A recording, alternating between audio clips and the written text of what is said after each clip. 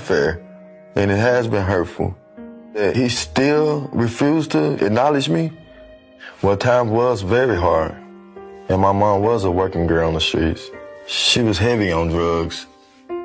My name is Lucia Bolton. My sister's Valeria Williams, Danny Williams' mother.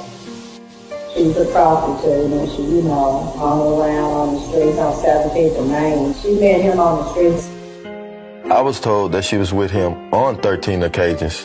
About 5 or 6 months after, they had dated and everything, she said she was pregnant again. My mom went to prison and lost custody of us. My Aunt Lucille stepped up and gained guardianship of us. She raised us in Little Rock, Arkansas.